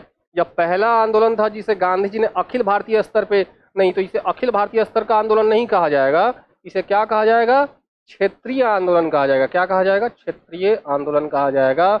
इसका इम्पैक्ट लोकल लेवल पे ही था, ठीक है, तो क्षेत्रीय आंदोलन। अच्छा, इसमें ये हो सकता था ना क्वेश्चन में, ये हो सकता था विच of the following statement is incorrect होना चाहिए था या नॉट करेक्ट। कौन सा कथन सही नहीं है, कौन सा कथन सही नहीं है, थोड़ा सा नहीं छूट गया है इसके कारण से। तो डी नंबर हम कह सकते हैं, डी नंबर स्टेटमेंट कथन सही नहीं है ना, ये अखिल भारतीय स्तर का आंदोलन नहीं था, ये बस क्षेत्रीय आंदोलन था। इसमें सुधार की आवश्यकता थी क्वेश्चन में। इनकरेक्ट या नहीं है, सही नहीं है, तो डी ऑप्शन सही नहीं है, बाकी ऑप्शन सही हैं। चलिए, तो इसमें सुधार मैंने कर दिया और जो आपको क्वेश्चन मिलेगा टेलीग्राम में वो सुधरा हुआ मिलेगा। अगले प्रश्न में चलते हैं। अगला प्रश्न क्या कहता है? कंसिडर दी फॉलोइंग स्टेटमेंट्स, निम्नलिखित कथनों पर विचार करो। Doctor Rajendra Prasad persuaded Gandhi ji to come to Champaran and investigate the problems of farmers. Doctor Rajendra Prasad ने गांधी जी को चंपारण आकर किसानों की समस्याओं की जांच करने के लिए राजी किया। क्या डॉक्टर राजेंद्र प्रसाद ने किया था? नहीं। किसने किया था? ये डॉक्टर राजेंद्र प्रसाद नहीं, राजकुमार शुक्ला ने किया था, राजकुमार शुक्ला ने किया था। दूसरा है चंपारण जांच में जेबी कृपलानी गांधी के सहयोगियों में से एक थी, ये सही है 2 नंबर। तो ऑप्शन के साथ चलें, निम्नलिखित कूटों में सही उत्तर चुने। Select the correct answer from the following codes, 1 only, केवल एक, 2 ओनली, हाँ 2 ओनली। चलो बी पे जाते हैं, सिर्फ 2 ही ना, 2 ही गलत, 2 ही सही है ना। दूसरा स्टेटमेंट, पहला स्टेटमेंट तो गलत है, तो हम चलते हैं बी ऑप्शन के साथ, बी ऑप्शन हमारा सही है। क्वेश्चन नंबर 10 पे आते हैं। क्वेश्चन नंबर 10 देखते हैं क्या कहता है। What was the reason for the satyagraha organised by Gandhi ji in favour of Kheda farmers? Gandhi ji द्वारा खेड़ा किसानों के पक्ष में आयोजित किए गए सत्याग्रह का क्या कारण था? खेड़ा सत्याग्रह, खेड़ा सत्याग्रह, खेड़ा कहाँ पे है? खेड़ा गुजरात का एक जगह है, गुजरात में है। तो गुजरात में उस साल ये कब हुआ था खेड़ा आंदोलन? 1918 में। खेड़ा आंदोलन कब हुआ था? 1918 में। गुजरात में फसल नष्ट हो गई थी मौसम अनुकूल न होने के कारण। मौसम जो है विपरीत थी, और मौसम विपरीत थी तो क्या थी? फसल नष्ट हो गई। फसल नष्ट होने के बावजूद भी अंग्रेज इनसे लगान वसूल रहे हैं, और अंग्रेज लगान वसूल रहे हैं तो पहले इस आंदोलन का कमान संभाला सर्वेंट सोसाइटी ऑफ इंडिया ने। किसने संभाला? इस आंदोलन में प्रमुख भूमिका रही थी सर्वेंट सोसाइटी ऑफ इंडिया की। सर्वेंट सोसाइटी ऑफ इंडिया की इसमें प्रमुख भूमिका रही है, जिसमें विट्ठल भाई Patel, servant society of India के उस समय नेता थे विट्ठल भाई पटेल। इन्होंने जो है, बाद में गांधी जी इसके साथ जुड़ते हैं, विट्ठल भाई पटेल। गांधी जी ने किसानों को कहा कि यदि अंग्रेज नहीं सुनते आपकी, अंग्रेजों, क्योंकि किसानों ने रिक्वेस्ट किया कि हमारी लगान इस बार की माफ़ कर दी जाए, या सिर्फ उन्हीं किसानों से लगान लिया जाए जो दे सकने में सक्षम हो, तो अंग्रेजों को इससे कोई फर्क नहीं पड़ा और वो लगान वसूलते रहे। गांधी जी ने कहा किसानों से कि आप लगान देना बंद कर दीजिए जब तक किसान आपके, अंग्रेज आपकी सुनते नहीं है। किसानों ने लगान देना बंद कर दिया, और फलस्वरूप अंग्रेजों को इस बात के लिए राजी होना पड़ा कि जिन किसानों के पास पैसा है, जो सक्षम है, सिर्फ उन्हीं से लगान वसूला जाएगा और बाकी किसानों से लगान नहीं वसूला जाएगा। ये भी सफल रहा। तो यहाँ पर अकाल के, पहला है कि क्या कारण था, तो अकाल के बावजूद प्रशासन ने भू राजस्व की वसूली स्थगित नहीं की, ये तो स्टेटमेंट सही है, इन्होंने भू राजस्व की वसूली जारी रखी। दूसरा ये है कि प्रशासन का प्रस्ताव था कि गुजरात में अस्थायी बंदोबस्त लागू की जाए, कहीं इसका कहीं कोई तुक ही नहीं है, अस्थायी बंदोबस्त की कोई बात ही नहीं थी। तो सिर्फ स्टेटमेंट नंबर 1 सही है। तो ऑप्शन में चलते हैं, केवल एक, 1 ओनली, सिर्फ केवल एक स्टेटमेंट सही है, पहला स्टेटमेंट सही है। चलते हैं अगले प्रश्न पे। अगला प्रश्न क्या कहता है? क्वेश्चन नंबर 11, ठीक है। क्वेश्चन नंबर 11 देखें कि क्या है। ओके, तो 11 नंबर क्वेश्चन कहता है which of the following statement is are not correct about Gandhian economy. Gandhian अर्थव्यवस्था के बारे में, गांधीवादी अर्थव्यवस्था में निम्नलिखित में से कौन सा कथन सही नहीं है? जो गांधीवादी ने अर्थव्यवस्था के विचार दिए हैं वो किस चीज़ पे आधारित और किस चीज़ पे नहीं, उससे स्टेटमेंट पढ़ के हमें पता चलेगा। He emphasised on economy based on non violence, उन्होंने अहिंसा पर आधारित अर्थव्यवस्था पर जोर दिया। दूसरा है सेंट्रलाइजेशन लीड्स टू एक्सप्लॉयटेशन, हाँ, जब जितना ज़्यादा सिस्टम केंद्रीकृत होता है उतना ज़्यादा शोषण बढ़ता है ना। केंद्रीकरण से शोषण और अमानता बढ़ती है, इसमें कहीं कोई शक नहीं है। तो पहला स्टेटमेंट भी उन्होंने सही है कि उन्होंने अर्थव्यवस्था, उनका अर्थव्यवस्था किस पे आधारित है? अहिंसा पर आधारित है। दूसरा उन्होंने बोला कि केंद्रीकरण से शोषण और असमानता बढ़ती है, ये भी सही है। और अहिंसक सामाजिक संरचना केंद्रीकरण के विरुद्ध है ना, जो ये अहिंसक सामाजिक संरचना है वो केंद्रीकरण के विरुद्ध है, ये स्टेटमेंट सही है। वो भारत में मशीनीकरण के पक्ष में नहीं थे, गांधी जी मशीनीकरण के पक्ष में नहीं थे, वो हेवी इंडस्ट्री भारत में स्थापित नहीं करना चाहते थे, वो कुटीर उद्योग के समर्थक थे, वो जो है स्मॉल स्केल इंडस्ट्री है उसके समर्थक है, मशीनों के खिलाफ है। उन्होंने बोला मशीन आएगा लोगों का रोजगार खत्म कर देगा, मशीन आए, और वही हो भी रहा है। देखो जी, पहले रोड्स बनते थे और मजदूरों को हायर किया जाता था, मजदूर लाए जाते थे, और जिन रोड्स को बनाने में हजारों हजार मजदूर लगते थे, आज गंद में रोड खोदना है, रोड को खोदना है, गड्ढे खोदने हैं, जेसीबी आता है 1 घंटे में खोद के चला जाता है, बड़े बड़े गड्ढे बना के चला जाता है। पहले जो है दिन भर मजदूर लगते थे तब होता था। तो कम से कम अब यहाँ पे 2 चीजें हैं, एक या तो अर्थव्यवस्था को बूस्ट करना है तो हमें अपनी एक्सपेंडिचर्स में कॉस्ट कटिंग करनी होगी, तो वहाँ पर जेसीबी कहीं ना कहीं कॉस्ट कटिंग में सहायक है। दूसरा है कि रोजगार तो खत्म हो गया लेकिन हजारों लोगों का, तो यहाँ पर एक तरफ वेलफेयर दिख रहा है, एक तरफ इकोनॉमी दिख रहा है कि एक तरह से हम अपनी अर्थव्यवस्था को बूस्ट करें या लोगों को रोजगार दें, दोनों चीज एक साथ कैसे किया जाए, दोनों में सामंजस्यता स्थापित करनी होगी। इस पर कभी फिर चर्चा करेंगे हम। लेकिन गांधी जी ने कहा मशीनीकरण के पक्ष में नहीं था गांधी जी, ये सही है। वो संयुक्त राज्य अमेरिका के मशीनीकरण के पक्ष में नहीं था, उनको अमेरिका से क्या ही मतलब है, हालांकि वो विश्व बंधुत्व का विचार रखते हैं, लेकिन उन्होंने अमेरिका के मशीनीकरण के संबंध में कुछ भी नहीं बोला है, वो तो अमेरिका की सरकार जानेगी। तो ये डी ऑप्शन नहीं होगा कथन सही। अब यहाँ भी देखो जी, नॉट करेक्ट, कौन सा कथन सही? अब यहाँ पे तो नॉट करेक्ट है, यहाँ पे नॉट करेक्ट नहीं है, कौन सा कथन सही? नहीं है। कौन सा कथन सही नहीं है? तो संयुक्त राज्य अमेरिका के मशीनीकरण के पक्ष में वो नहीं है। संयुक्त राज्य अमेरिका के मशीनीकरण के पक्ष में नहीं है। ऑप्शन नंबर डी हो जाएगा। क्वेश्चन नंबर 12 पे चलते हैं। क्वेश्चन नंबर 12 देखते हैं क्या कहता है। क्वेश्चन नंबर 12 कहता है,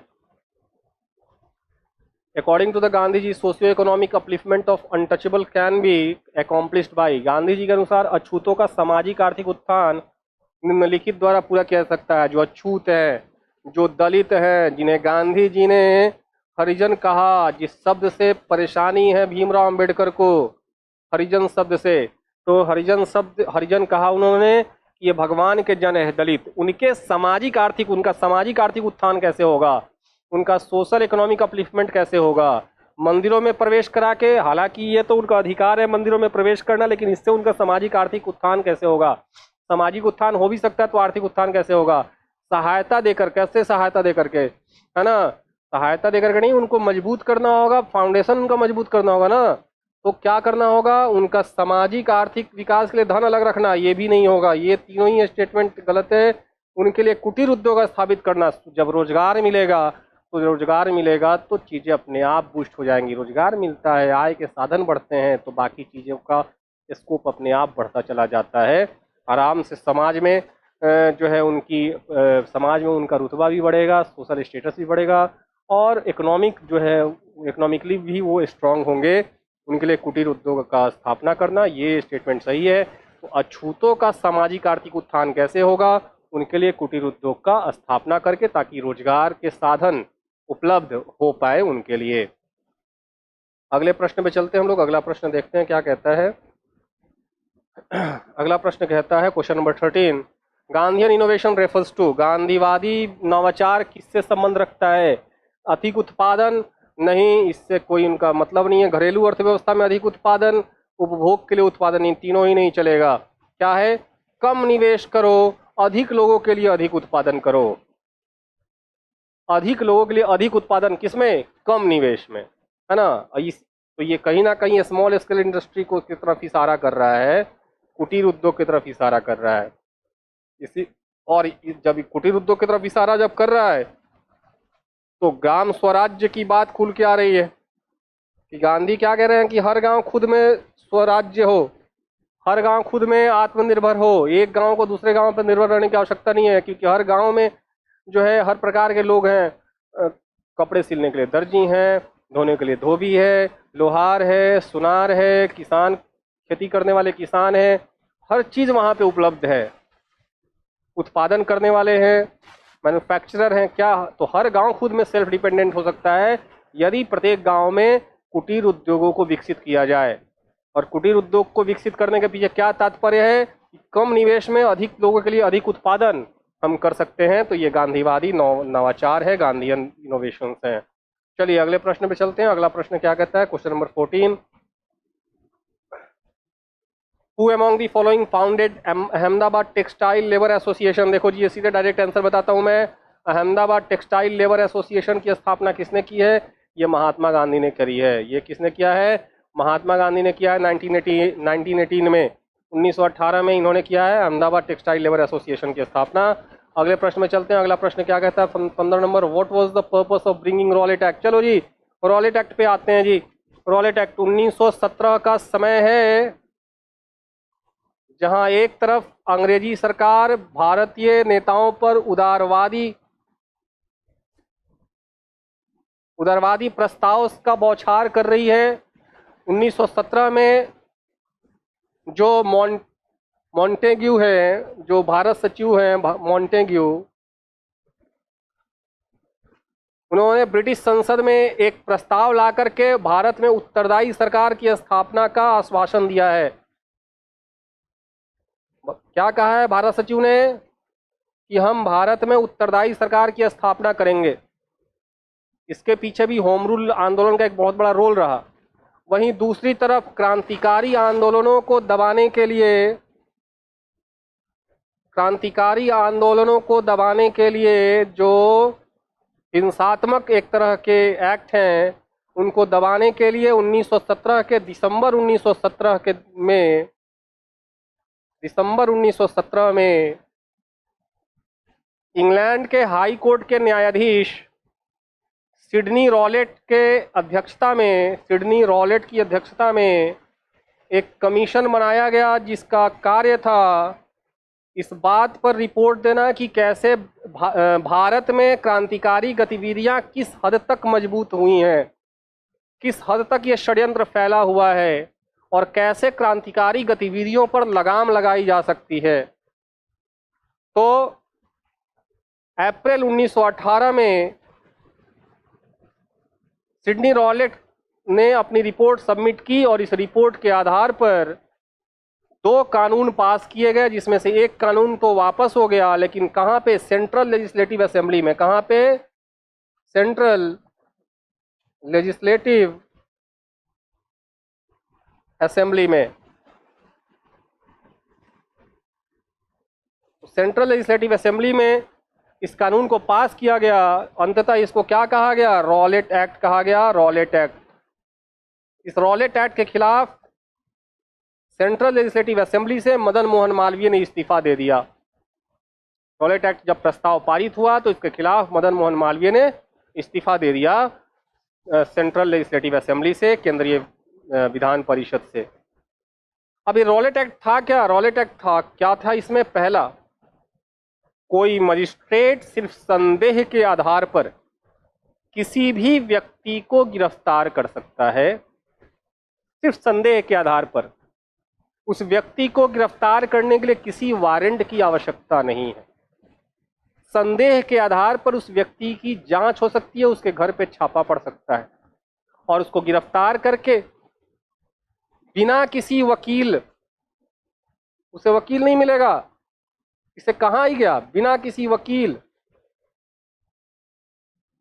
बिना किसी अपील और बिना किसी दलील के उसे अनिश्चित काल के लिए जेल में रखा जा सकता है। तो इसे कहा गया, ये क्या है? काला कानून। क्या इस कानून को क्या दर्जा दिया गया? काला कानून। कांग्रेस ने इसे काला कानून कहा। ठीक है। और इसे क्या कहा गया? ये क्या है? बिना किसी वकील, अपील और दलील का कानून है। और इसके खिलाफ पूरे भारत में विरोध स्टार्ट हो गया। ठीक है। यही वो वक्त था जिस समय गांधी जी अखिल भारतीय स्तर पर पहली बार अपनी उपस्थिति दर्ज कराते हैं और गांधी जी ने निर्णय किया कि संपूर्ण भारत में मैं रॉलेट सत्याग्रह करूंगा, जिसका समर्थन कांग्रेस ने कर दिया। गांधी जी ने कहा कि क्या करना है? हम करेंगे रॉलेट सत्याग्रह, और रॉलेट सत्याग्रह करेंगे। और सत्याग्रह सभा की उन्होंने स्थापना की। क्या की? सत्याग्रह सभा की उन्होंने स्थापना की। पहले उन्होंने डेट रखा 30 मार्च का, 30 मार्च को संपूर्ण भारत में क्या होगा? हम आंदोलन करेंगे। लेकिन बाद में इसे बढ़ाकर उन्होंने 6 अप्रैल 1919 कर दिया। 6 अप्रैल 1919 कर दिया। पहले 30 मार्च 1919 को होना था। कुछ इलाकों में इसकी खबर नहीं पहुंची, अतः कई सारे इलाके जैसे पंजाब, दिल्ली, महाराष्ट्र जैसे इलाकों में 30 मार्च को ही यह आंदोलन शुरू हो गया। और गांधी जी के लाख बोलने के बावजूद भारत के लोगों को अहिंसा का पता नहीं ना, कि अहिंसा क्या होता है, नॉन वायलेंस का पता नहीं है उनको। गांधी जी सिखा रहे हैं इनको कि अहिंसात्मक तरीके से कैसे आंदोलन करना है। यह रॉलेट सत्याग्रह एक हिंसात्मक आंदोलन में बदल गई। लोगों ने हुजूम बना करके, लोगों ने भीड़ बना करके अंग्रेजी ऑफिसेज, रेलवेज, इन पोस्ट ऑफिस, इन पर हमला करना शुरू कर दिया। जुलूस निकला और जिस जुलूस में फायरिंग की गई अंग्रेजों द्वारा, उस फायरिंग में दिल्ली में स्वामी श्रद्धानंद के नेतृत्व में आंदोलन हो रहा था। उस फायरिंग में 2 लोग मारे गए। इधर पंजाब में स्थिति बड़ी भयावह थी और पंजाब की क्या आंदोलन का नेतृत्व कर रहे थे सैफुद्दीन किचलू और डॉक्टर सत्यपाल जैसे नेता। वहां पर जुलूस, भीड़ पर गोली चलाई गई और भीड़ पर गोली चलाने के कारण 5 लोगों की मृत्यु हो गई।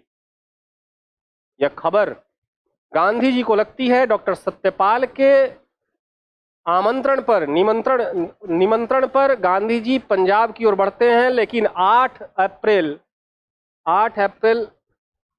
1919 को उनको गिरफ्तार कर लिया गया। 8 अप्रैल 1919 को उनको गिरफ्तार करके बंबई ले जाया गया। पंजाब सरकार दमन करने लगी, तो इनको पलवल से, गांधी जी पंजाब की ओर बढ़ते हैं ना, इन पंजाब के पलवल, आज के समय में हरियाणा में है, पलवल से उनको गिरफ्तार करके उनको बंबई ले जाया गया। दूसरी तरफ 9 अप्रैल को रामनवमी की जुलूस में फायरिंग की गई और वहां से डॉक्टर सत्यपाल और सैफुद्दीन किचलू को गिरफ्तार कर लिया गया। डॉक्टर सत्यपाल और डॉक्टर सैफुद्दीन किचलू को गिरफ्तार करके निर्वासित कर दिया गया। आंदोलन और तीव्र हो गई, पंजाब की स्थिति बहुत बुरी हो गई।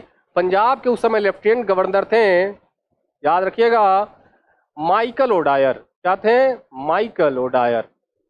माइकल ओडायर ने इसी बीच अमृतसर की कमान, अमृतसर में प्रशासन का कमान जो एक सैन्य अधिकारी कर्नल डायर को सौंप दिया। ये दोनों अलग अलग है, ये माइकल ओडायर और ये कर्नल डायर अलग अलग व्यक्ति हैं। माइकल ओडायर पूरे पंजाब के गवर्नर थे, लेफ्टिनेंट गवर्नर। कर्नल डायर एक अंग्रेज अधिकारी हैं जिनको अमृतसर का कमान संभालने के लिए सौंपा गया है। चलिए, यहाँ तक कोई दिक्कत? अब यहाँ पे प्रश्न पे देखें, प्रश्न था कि रॉलेट एक्ट लाने का, फिर हम अगले प्रश्न पे आगे बढ़ेंगे कि यहाँ पर हुआ क्या।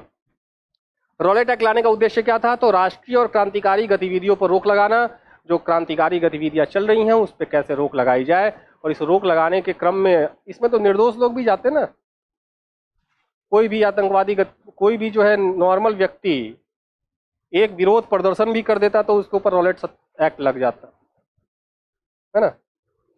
अब अगले प्रश्न में बढ़ते हैं और फिर रॉलेट सत्याग्रह को आगे बढ़ाते हैं हम। रॉलेट, फिर जालियांवाला बाग हत्याकांड अभी बचा हुआ है।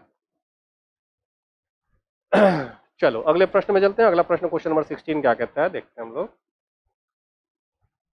क्वेश्चन नंबर 16 कहता है, the aim of the Rowlatt Act was, क्या था? रॉलेट एक्ट का उद्देश्य क्या था? बिना मुकदमे के हिरासत में रखना। देखो जी, पहला पढ़ लो, युद्ध प्रयासों के लिए अनिवार्य आर्थिक सहायता। ये इसका क्या मतलब है? अनिवार्य आर्थिक सहायता कहाँ, कहीं कोई इसमें डिस्कशन था ही नहीं। बिना मुकदमे के हिरासत में रखना, बिना वकील और बिना अपील के मुकदमा चलाना। एक्जैक्टली सही, बिना वकील और बिना, तो ये ऑप्शन बी हमारा सही। खिलाफत आंदोलन का दमन था? नहीं। प्रेस की स्वतंत्रता पे प्रतिबंध था? नहीं। यह व्यक्तिगत स्वतंत्रता पे प्रतिबंध था। यह क्या था जी? व्यक्तिगत स्वतंत्रता पर प्रतिबंध था, याद रखिएगा। प्रेस की स्वतंत्रता पर प्रतिबंध नहीं, लेकिन व्यक्तिगत स्वतंत्रता पर प्रतिबंध जरूर था ये, है ना। चलते अगले प्रश्न पे। अगला प्रश्न क्या कहता है? क्वेश्चन नंबर 17 है, Who was the viceroy at the time of the heinous Jallianwala Bagh massacre in 1919? 1919 के जघन्य जालियांवाला बाग हत्याकांड के समय में भारत का वायसराय कौन था? कौन था? Lord Minto? नहीं, ये आके चला गया था। लॉर्ड डलहौजी तो 19वीं शताब्दी में ही थे, लॉर्ड कैनिंग 19वीं शताब्दी में थे। लॉर्ड चेम्सफोर्ड थे। लॉर्ड चेम्सफोर्ड के रहने के दौरान जालियांवाला बाग हत्याकांड हुआ था। ठीक है, तो अगले प्रश्न में चलते हैं। क्वेश्चन नंबर 18 क्या कहता है? क्वेश्चन नंबर 18 है, the anarchical revolutionary crimes act. देखो जी, रॉलेट एक्ट का नाम है ये, रॉलेट एक्ट। रॉलेट एक्ट को ही कहा गया अराजक एवं क्रांतिकारी अपराध अधिनियम 1919। The anarchical and revolutionary crimes act 1919 किसको कहा गया? रॉलेट एक्ट को कहा गया। ठीक है ना। चलिए अगले प्रश्न में चलते हैं। अगला प्रश्न किसको कहा? अगला प्रश्न क्या है? क्वेश्चन नंबर 19 के बाद question number 19, sorry. Which of the following events was called preventive murder by Montagu? Montagu जो भारत सचिव थे ब्रिटेन में, कैबिनेट मंत्री वहां के, भारत के मामलों को देखते थे, उन्होंने इसको प्रिवेंटिव मर्डर कहा गया। बोला कि भाई बड़ी घटना होती उसके पहले ये घटना करके हमने एक बड़ी घटना होने से बचा ली, है ना। तो निवारक हत्या कहा। किस चीज को कहा? जालियांवाला बाग नरसंहार।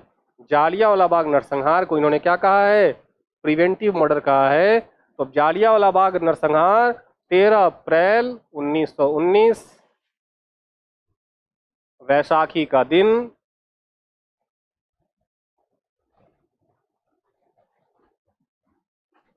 कहा जाता है कि हंसराज नामक व्यक्ति ने इस सभा को बुलाई थी और बाद में यह हंसराज नाम का व्यक्ति सरकारी गवाह बन गया। कहीं कहीं जिक्र है, लेकिन क्लियर नहीं पता कि आखिर में यह सभा बुलाई गई थी या वैशाखी का दिन होने के कारण वहां पे मेला लगा हुआ था, और मेला बाद में कन्वर्ट हो गया एक राजनीतिक जुलूस के रूप में। अब इसमें तथ्य के ऊपर बात करेंगे तो बहुत लंबा चला जाएगा। बात इतनी सी सिंपल है, जालियांवाला बाग में 20,000 से ज्यादा लोगों की भीड़ इकट्ठी हुई थी, 20,000 से ज्यादा। और वहां पर वैसाखी का दिन भी बनाया जा रहा था, और जुलूस भी, और वो भीड़ जुलूस में कन्वर्ट हो गया, एक तरह से सभा में कन्वर्ट हो गया। और डॉक्टर सैफुद्दीन किचलू, डॉक्टर सत्यपाल और गांधी जी के गिरफ्तारी के विरोध में वहां पे नारे लगने लगे, भाषणबाजी होने लगी। और ये खबर अमृतसर के उस समय प्रशासक, जो प्रशासन संभाल रहा था, कर्नल डायर, उसको लगी। और कर्नल डायर उसी दिन मॉर्निंग में कर्फ्यू लगा चुका था अमृतसर में। यह लोगों को पता नहीं था कि अमृतसर में कर्फ्यू लगा हुआ है। मॉर्निंग में 9:30 बजे लोगों को खबर, आज की तरह ब्रेकिंग न्यूज तो आता नहीं है कि ब्रेकिंग न्यूज सबसे आगे हम हैं और ब्रेकिंग न्यूज एकदम सब पे फ्लैश होने लगता है। वहाँ पे ये सिस्टम नहीं था उस समय, 1919 में लोगों को पता नहीं चला था। और जनरल डायर पहुँचता है अपने सैनिकों के साथ, अपने आर्मी के साथ। और ये अगर मान लो कि जो है ये बड़ा ग्राउंड है, तो आने जाने के लिए मात्र जो है 2 फीट का एक संकरा गली था। यहाँ पर पूरी सेना को खड़ी कर देता है और लगातार गोलियां चलानी शुरू कर दी जाती है। 1,000 लोगों से ज्यादा लोगों की मृत्यु हो जाती है और 3,000 लोग घायल हो जाते हैं, क्योंकि कोई रास्ता ही नहीं, भागने का कोई रास्ता ही नहीं। तब तक गोलियां चलती रहीं, तब जब तक कि गोलियां खत्म नहीं होगी, ठीक है, तब तक इतने लोग मारे गए। तो जालियांवाला बाग नरसंहार को क्या कहा गया? निवारक हत्या कहा गया मोंटेग्यू द्वारा। अगले प्रश्न में चलते हैं। क्वेश्चन नंबर 20 क्या कहता है? क्वेश्चन नंबर 20 कहता है, who among the following renounce the title of sir in protest against Jallianwala Bagh incident? तो सर कह लो या नाइटहुड कह लो, है ना। नाइटहुड की उपाधि किसने त्याग दी? आपको सबको पता है किसने त्याग दिया? महात्मा गांधी ने? नहीं, जवाहरलाल नेहरू ने, रविन्द्रनाथ टैगोर ने। सही है, रविन्द्रनाथ टैगोर को किस चीज की उपाधि मिली थी? जब उनको मिल गया था गीतांजलि के लिए नोबेल पुरस्कार, उसके बाद इनको अंग्रेजों ने नाइटहुड की उपाधि दी थी। जो नाइटहुड की उपाधि इन्होंने त्याग दिया जालियांवाला बाग हत्याकांड के पश्चात।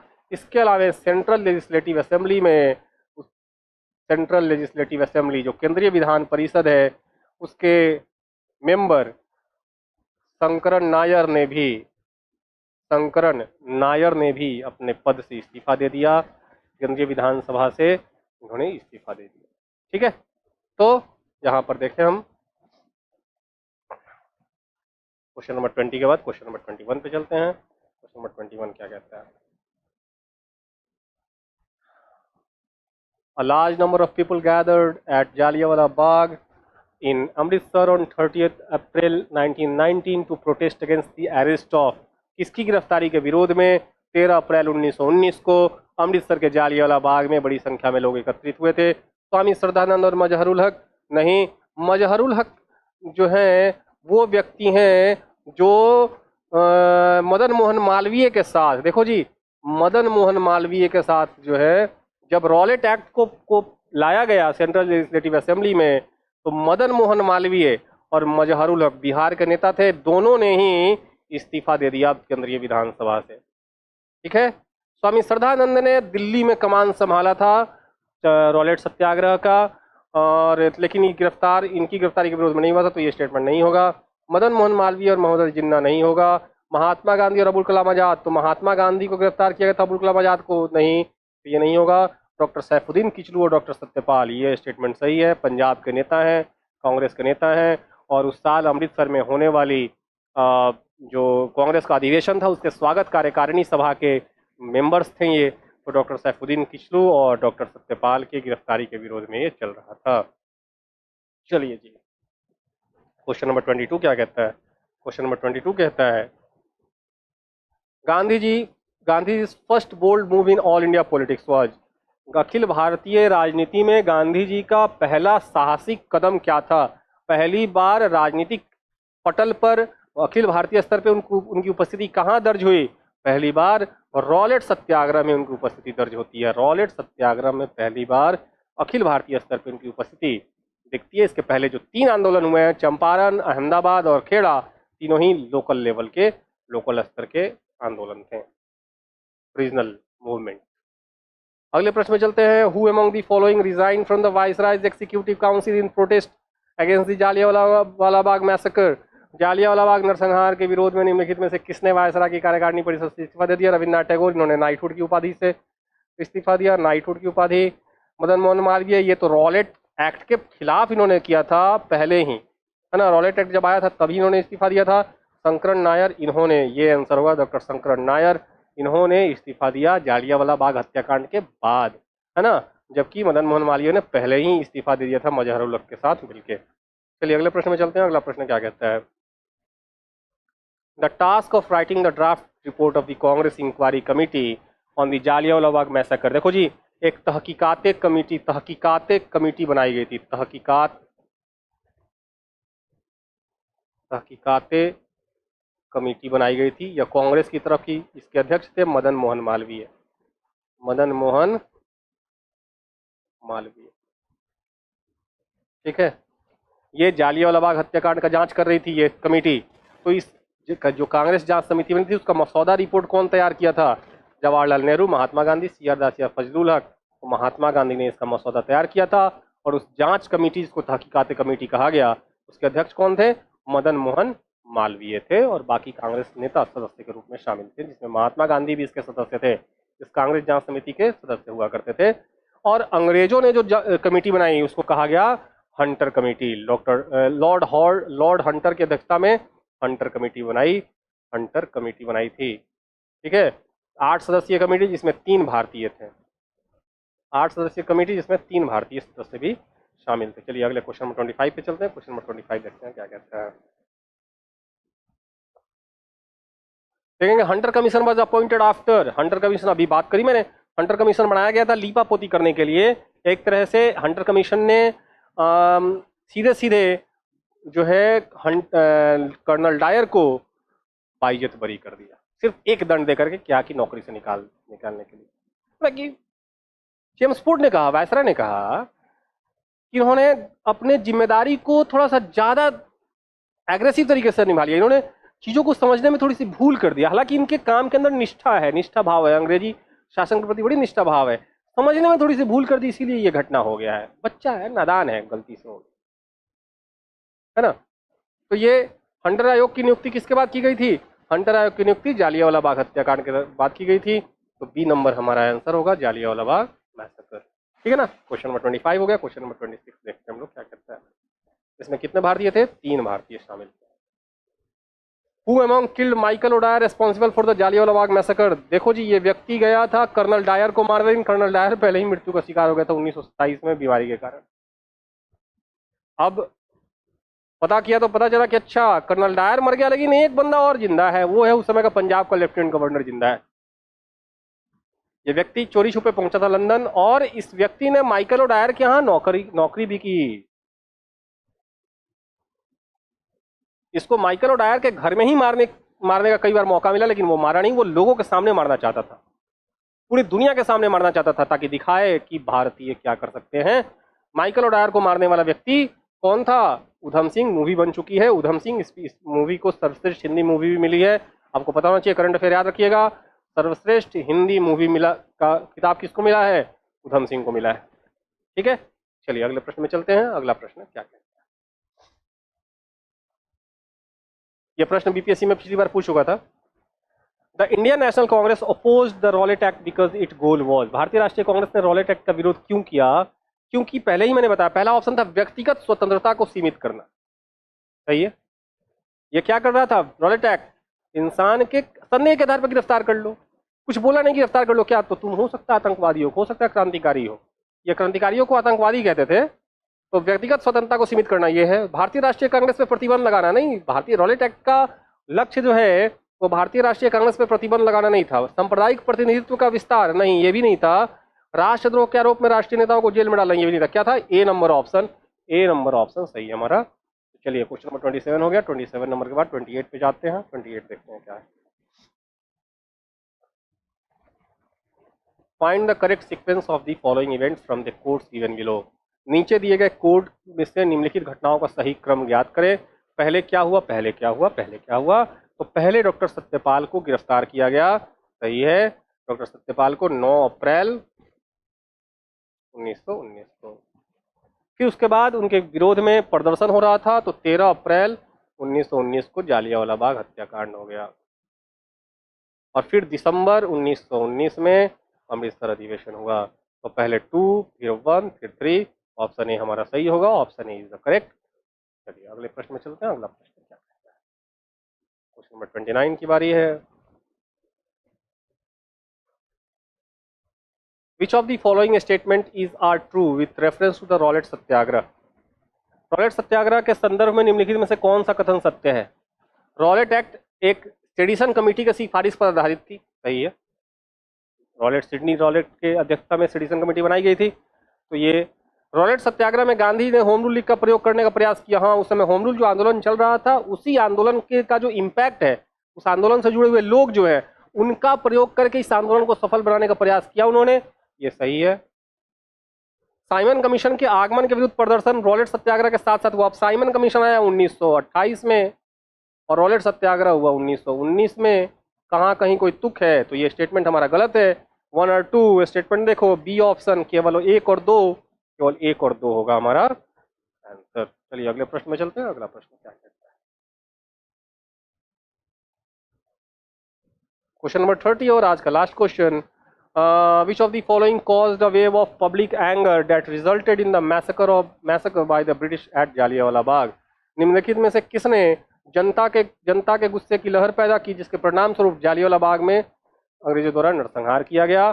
कौन सा वो एक्ट था? तो सार्वजनिक सुरक्षा, public safety act, the arms act, the Rowlatt act या वर्नाकुलर प्रेस एक्ट? तो आपको पता ही है क्या है। रॉलेट एक्ट है ना। Rowlatt act. ठीक है। तो एक हम फ्रीडम स्ट्रगल का एक लेक्चर समाप्त हमने कर लिया है और फिर हम अगले लेक्चर की बारी है आएगी तो फिर से वो लेक्चर लिया जाएगा। आशा है आपको बहुत पसंद आई होगी। लगे रहिए, तैयारी में लगे रहिए। आपको टीचर्स वाले एग्जाम के से आपको एक आइडिया लग गया होगा कि किस प्रकार का क्वेश्चन आने वाला है एग्जाम में। तो उसमें कोई कोताही मत बरतिए। अब मात्र 35 दिन के करीब में बचे हुए हैं। ये 35 दिन बहुत क्रुशियल आपके लिए। जी जान से लगिए, अधिक से अधिक रिवीजन कीजिए। आपका रिजल्ट आएगा, एकदम पक्का आएगा। लेक्चर का लगातार रिवीजन करते रहिए। मॉक पेपर लगाना मत भूलिए, मॉक पेपर जरूर लगाइए। इसी के साथ लेता हूँ आज के क्लास से विदा। मिलते हैं हम लोग अगले लेक्चर में। Enjoy your video. जय हिंद, जय भारत।